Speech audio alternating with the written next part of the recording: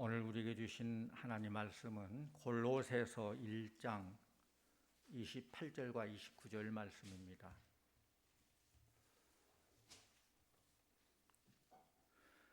우리가 그를 전파하여 각 사람을 권하고 모든 지혜로 각 사람을 가르침은 각 사람을 그리스도 안에서 완전한 자로 세우려 함이니 이를 위하여 나도 내 속에서 능력으로 역사하시는 이의 역사를 따라 힘을 다하여 수고하노라.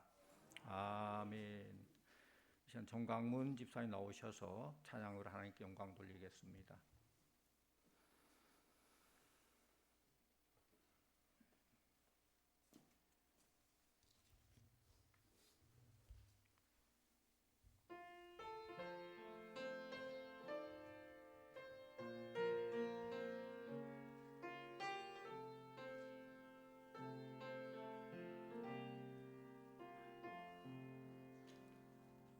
예수 나를 오라 하네.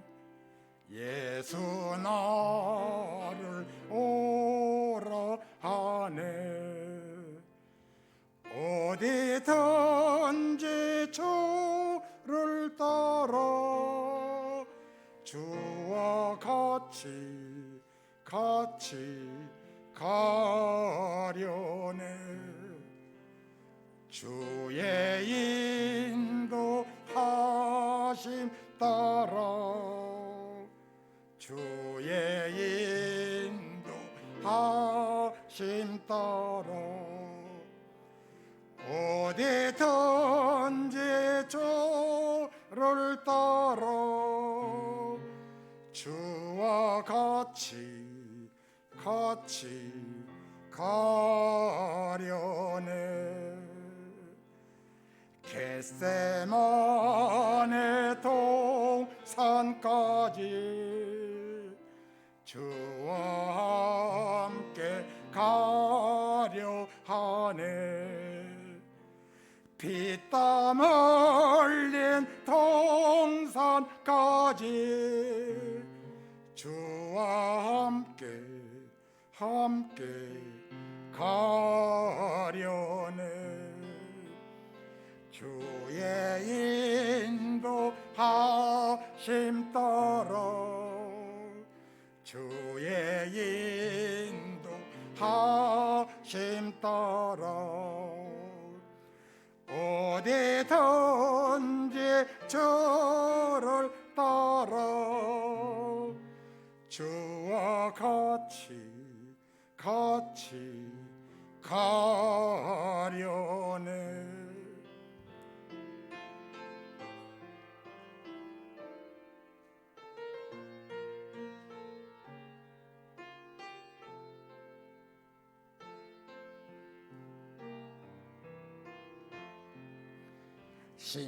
심판하실 자리까지 주와 함께 가려 하네. 심판하실 자리까지 주와 함께 가려네. 주의 인도하심 따라 주의 인도하심 따라 어디든지 주를 따라 주와 같이 가려네. 주가 크신 은혜 내려 나를 항상 돌보시고 크신 영광 보여주며 나와 함께 가시네.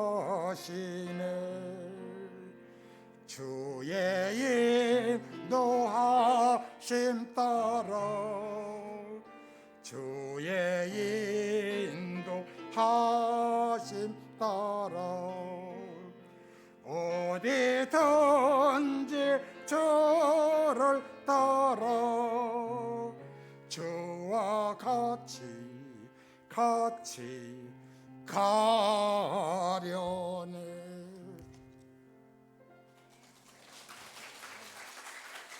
수고하셨습니다. 우리 기독교는 믿음의 종교인데 믿음이란 말은 추상적인 단어입니다. 믿음은 눈으로 보이지도 않고 손으로 만질 수도 없습니다. 또 우리 기독교의 세 가지 덕목을 믿음, 소망, 사랑이라고 말합니다. 이것도 마찬가지로 믿음도 볼 수 없듯이 사랑도 눈에 보이지 않습니다. 소망도 눈에 보이지 않습니다. 그런데 이런 눈에 보이지 않는 믿음, 사랑, 소망을 눈에 보일 수 있도록 설명한 사람이 있는데 그 사람이 바로 사도 바울이에요. 사도 바울이 데살로니가 전서 1장 3절에 보면은 믿음의 역사, 사랑의 수고, 소망의 인내, 이것을 내가 안다라고 했어요. 그러니까 믿음은 보이지 않는데 믿음이 역사하게 되면 그 역사가 눈에 보일 수 있는 거예요. 딸이 병들어서 고생할 때 그 어머니가 너무 간절한 마음으로 예수님께 고쳐달라고 찾아오잖아요. 나는 이방인이란 말 들어도 좋습니다. 계치급을 받아도 좋습니다. 그냥 내 딸 낫게 주세요. 할 때 우리 주님께서 이 여인의 믿음을 칭찬하시면서 내 믿음대로 될지어다 할 때 딸이 낫게 된 거예요. 믿음의 역사가 나타난 것이죠. 믿음은 보이지 않지만 그 역사할 때 그 역사를 보게 되는 거예요. 사랑의 수고도 마찬가지예요. 사랑하기 때문에 내가 그를 위해서 수고해도 그것이 수고로 느껴지지 않고 오히려 기쁨으로 감당한다는 것입니다.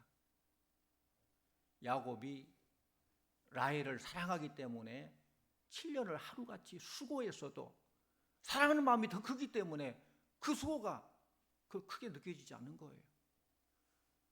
사랑은 안 보이지만 사랑의 수고는 눈에 보입니다. 소망의 인내도 마찬가지예요. 소망이 있으면 인내할 수 있습니다.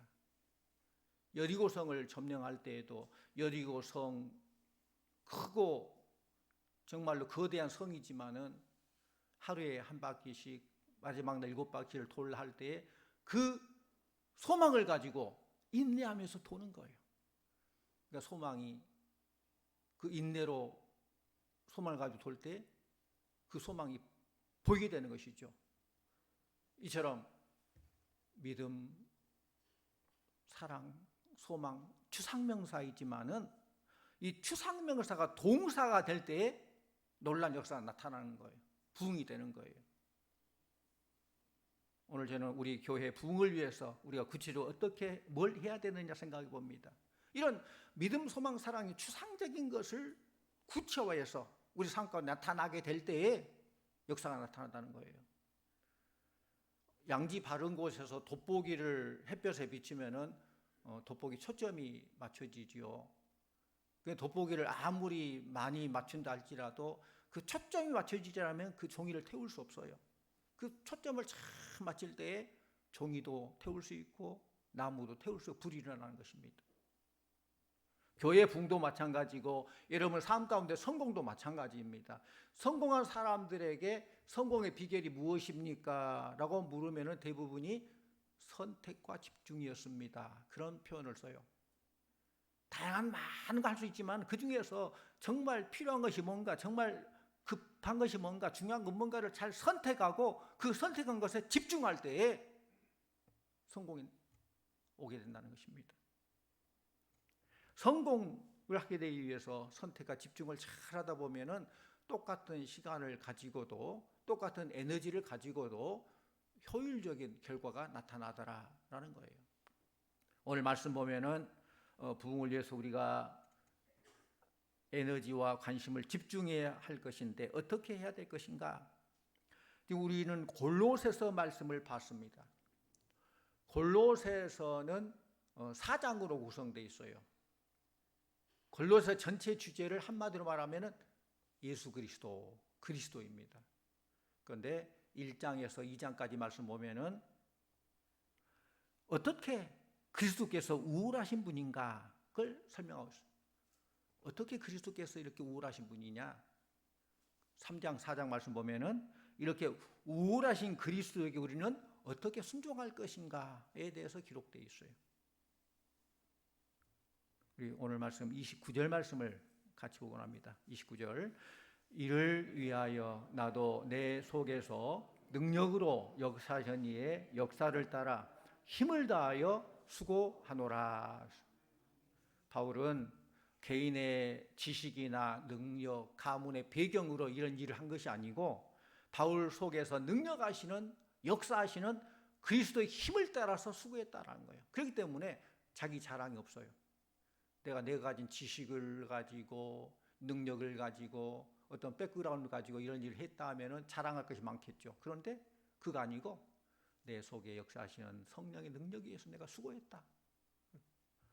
오늘 말씀을 보면은 몇 가지로 나눌 수 있죠. 첫째, 28절에 우리가 그를 전파하여 전하는 거예요. 그리고 돌보는 거예요. 전도와 양육이라고 볼 수 있어요. 나눔과 돌봄이에요. 전파하는 거. 그리고 오늘 설교 제목처럼 권하고 가르치고 세우려 함이라. 세운다. 이것이고 돌봄이에요. 어떻게 돌봐야 되느냐? 권하고 가르치고 세우는 겁니다. 이 힘은 어디서 나오느냐? 29절 말처럼 내 능력으로 한 거 아니고 내 속에서 능력으로 역사하시는 이의 역사를 따라 힘을 다하여 수고하노라. 성령 능력으로 한다는 것입니다. 그래서 사도 바울은 자랑할 것이 있다면 다만 예수 그리스도 십자가만 자랑한다는 거예요. 그러기에 그는 겸손한 마음으로 모든 일에 그리스도를 앞세울 수 있었던 사도예요. 빌립보서 1장 18절에 사도 바울이 고백합니다. 그러면 무엇이냐? 겉이래로 하나 속으로 하나 무슨 방도로 하든지 전파되는 것은 그리스도니 이로써 나는 기뻐하고 또한 기뻐하리라. 그러니까 사도 바울은 그리스도만 전파될 수 있다면은 내 명성에 누가 된다 하더라도 기쁨으로 전하겠다. 감옥에서 내가 고생한다 할지라도 기뻐할 수 있겠다는 거예요. 그리스도만 전파된다면. 사실 부흥은 우리 힘으로 하는 것 아닙니다. 우리 개인 하나하나를 보면 사실 내세울 것 없지만은 그러나 우리 안에 그리스도의 능력으로 힘을 다하여 수고할 때 풍성한 열매를 맺게 될 줄로 믿습니다. 그렇다면 우리가 힘써 수고할 그 사역의 내용이 무엇일까요? 먼저 우리가 생각할 것은 나눔이에요. 나누어야 돼요. 우리가 무엇을 나눠야 될까요? 우리 28절 말씀 다시 같이 봅니다. 28절. 우리가 그를 전파하여 각 사람을 권하고 모든 지혜로 각 사람을 가르치면 각 사람을 그리스도 안에서 완전한 자로 세우려 함이니. 우리가 그를 전파하여 이런 표현이 나와요. 그래서 그가 누굴까요? 예수 그리스도시죠. 그리스도를 전파한다는 것입니다. 교회가 이 땅에 존재하는 유일한 목적은 예수 그리스도를 전파하는 거예요. 주님께서 주신 지상 명령이에요. 교회란 건물이 아니라 교회 구성원이 된 성도가고 교회예요. 그러니까 우리는 자연스럽게 성도가 이 땅에 존재하는 목적 또한 그리스도를 전파하기 위함입니다. 그리스도를 전파한다는 것은 그리스도의 십자가 사역을 전하는 것입니다. 우리 구주 예수께서 어떻게 말씀에 따라 이 땅에 오셨고 우리를 위하여 십자가에 못 박혀 돌아가시고 다시 살아나신 분인가? 그 예수 그리스도께서 우리에게 어떻게 새 생명을 주시고 그분이 우리가 이 땅에 살아가는 동안에 그분의 삶을 본받아 십자가를 지고 그분께 배우며 살아가는 삶을 살아야 한다는 그것을 나누는 거예요. 이게 전파하는 거예요. 물론 교회가 구제하는 것, 선교하는 것, 교육하는 것, 친교하는 것 많은 거 있지만은 그러나 그리스도를 전파하는 것 외에 그 어떤 것도 교회의 목적이 될 수 없다는 거예요.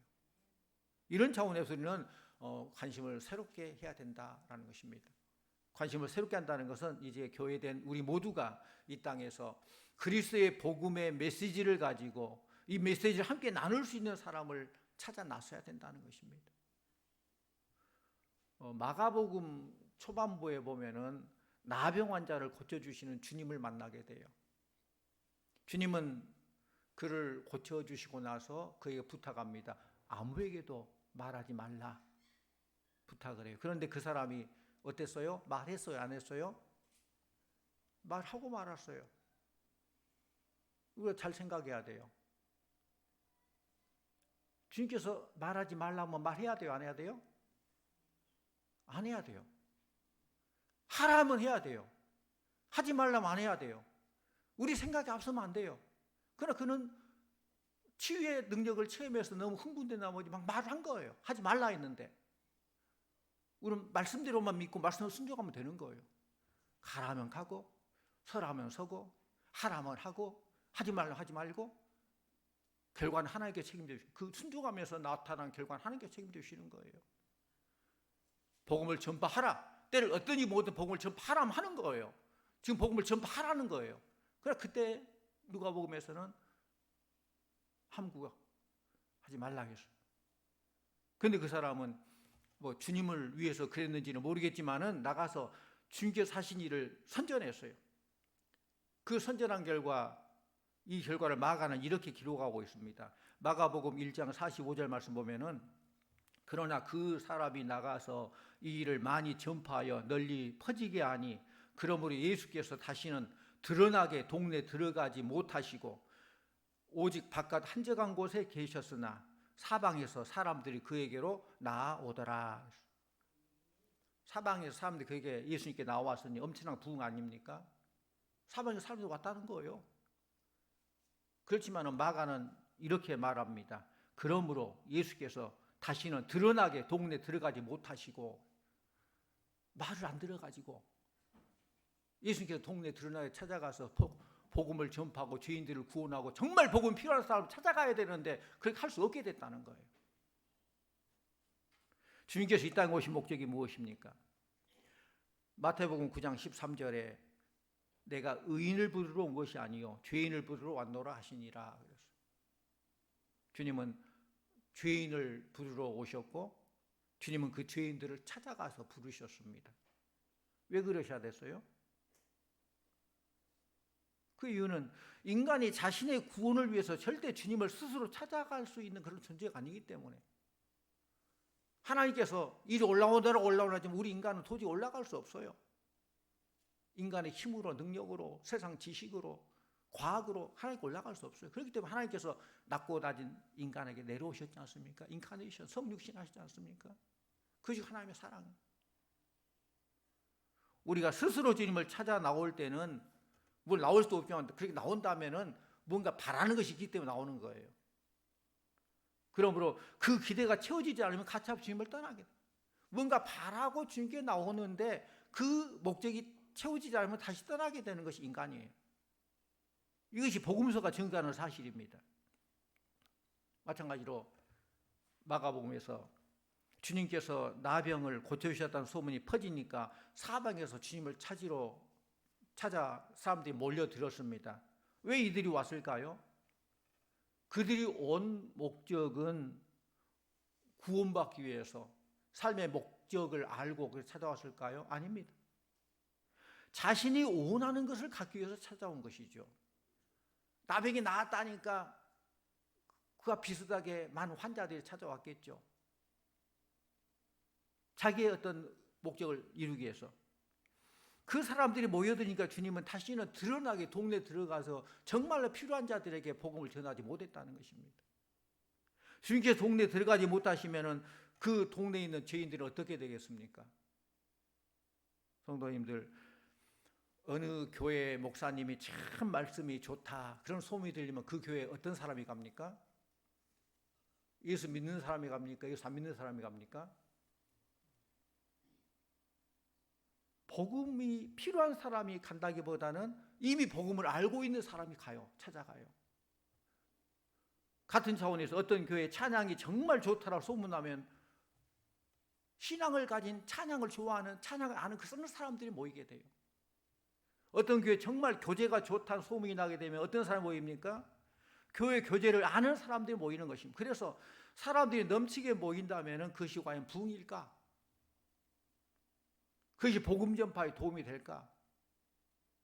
물론 그들이 이제 다시 주님의 사명을 받고 새롭게 그렇게 오늘 말씀처럼 나눔, 돌봄, 주님의 지상명을 알고 한다면은 그렇지만은 그것을 목적으로 하고 찾아온 사람은 복음 전파에 별 도움은 되지 않는다는 거예요. 성도들이 자신의 열심을 이렇게 설명한 걸 보게 됩니다.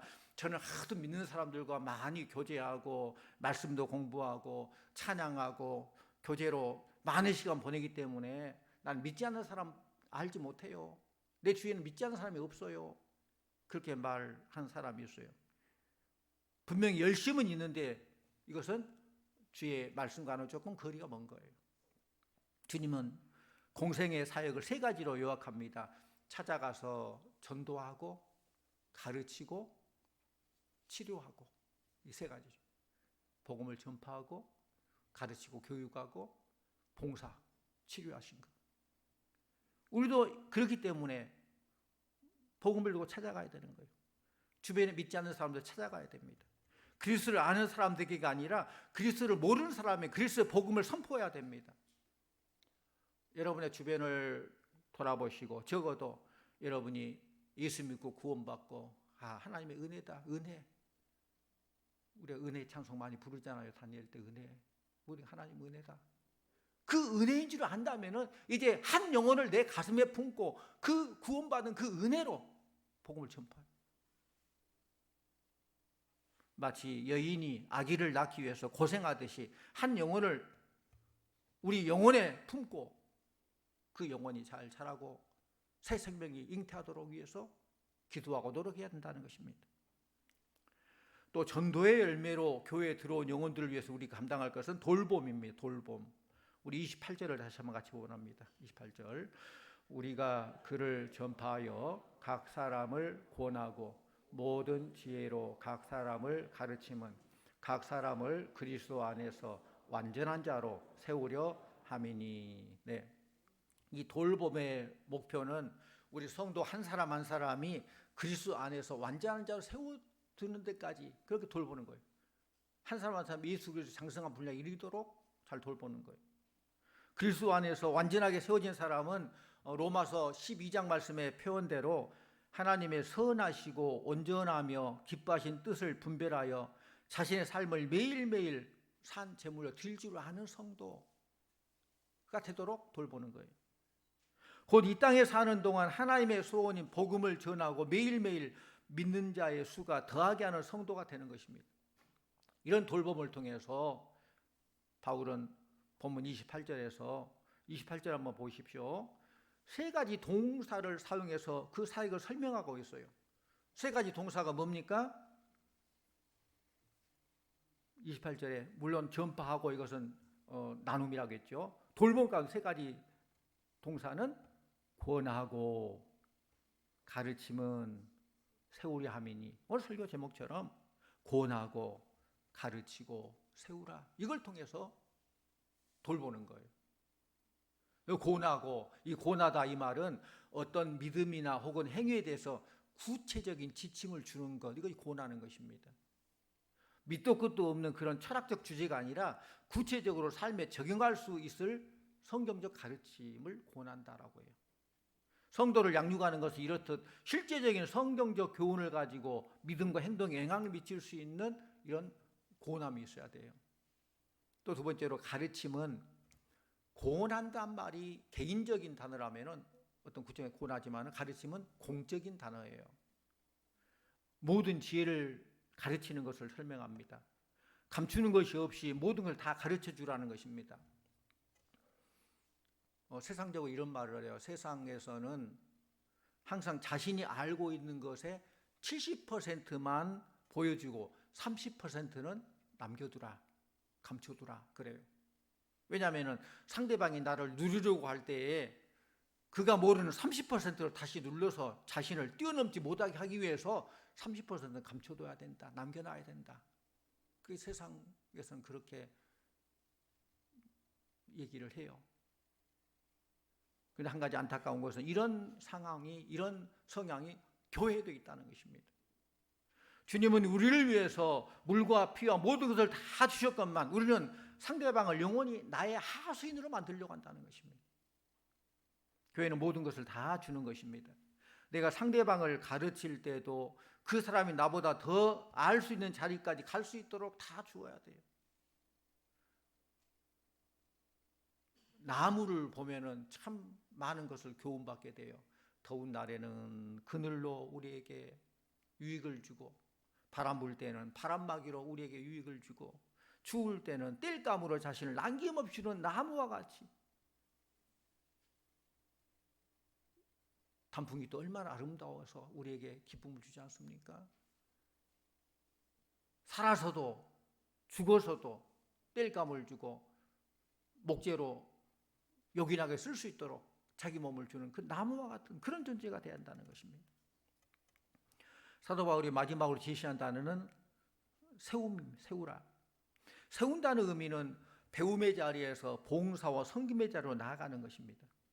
에베소서 4장 11절 12절 보면은 그가 혹은 사도로 혹은 선지자로 혹은 복음 전하는 자로 혹은 목사와 교사로 주셨으니 이는 성도를 온전하게 하며 봉사 일을 하게 하며 그리스도의 몸을 세우려 하심이라. 선지자, 사도, 목사와 교사 책임이 무엇입니까? 봉사 일을 하는 것입니까? 아닙니다. 그들은 성도를 세워서 성도로 하여금 봉사 일을 하게 하는 것입니다. 그리스도의 몸을 세워가는 것이고 성도이기 때문에 그렇습니다. 교회의 존재 목적, 성도의 존재 목적은 바로 그리스도의 복음을 이 땅에 전파하기 위함입니다. 믿지 않는 자들이 하나님 나라의 백성으로 거듭나게 하는 것이 곧 부흥의 참된 열매이죠. 성도를 양육하는 것의 목적은 성도가 이 땅에 사는 동안 바로 이런 삶을 살 수 있도록 구원하고 가르치고 세워주는 것입니다. 교회가 이런 일을 감당하기 위해서 우리 모두 헌신해야 됩니다. 다시 한번 마지막 29절을 같이 봅니다. 29절. 이를 위하여 나도 내 속에서 능력으로 역사하시는 이의 역사를 따라 힘을 다하여 수고하노라. 여기 말씀 보면은 힘을 다하여 수고한다 이 말의 표현을 헬라어로 코피아오 그래요. 코피아오 단어가 우리말 소리난 대로 코피가 날 정도로 힘을 다해서 열심을 다한다 그런 뜻이기도 해요. 바울에게 그리스도를 전파하는 일, 성도를 세워 그 일을 하게 하는 일은 해도 되고 안 해도 되는 그런 부수적인 것이 아니라 정말 그의 삶이 다 희생된다 할지라도 반드시 이루어야 될 일이라는 것을 우리에게 교훈하고 있습니다. 우리 모두도 힘이 다하도록 수고하여 하나님께서 우리를 아직도 이 땅에 두시는 그 목적, 복음 전파하는 그 일에 최선을 다할 수 있기를 원합니다. 그래서 많은 영혼들에게 복음이 전파되어져서 그들이 또 다른 영혼을 마음에 품고 살아가는 자로 세워지고 우리 모두가 참된 부흥을 경험하게 되기를 원합니다. 그래서 오늘 이 말씀처럼 전파하고 나누는 것이죠. 돌봐라. 어떻게 돌보느냐? 권하고 가르치고 세우라. 이것은 인력으로 되지 않으니까 내 안에 역사하시는 성령의 역사에 따라 힘을 다해 수고하라. 이렇게 나눔과 돌봄을 통해서 권하고 가르치고 세움을 통해서 성령의 역사함으로 하나님 나라를 회복하고 주님 기뻐하는 일을 잘 감당하는 우리 성도들 다 우리 교회가 되기를 간절히 축원합니다. 기도하십시오. 하나님 아버지 감사합니다. 이 땅에 많은 사람이 있지만 우리를 먼저 택하여 주시고 우리를 통해서 일하시기를 원하시니 감사드립니다. 받은 바 그 크신 사랑 구원의 기쁨 감격을 나만 가지고 있지 아니하고 나누게 해주시고 잘 돌보게 해주시고 권하고 가르치고 세워서 하나님의 나라를 회복하고 주의 나라가 이 땅에 확장될 수 있도록 주여 인도하여 주시옵소서. 그렇게 쓰임받도록 우리에게 귀한 사명 주셨사오니 사명 잘 감당하여서 주님 앞에 잘했다 칭찬받고 인정받는 귀한 종들 다 되게 하여 주시옵소서. 예수님 이름으로 기도하옵나이다. 아멘.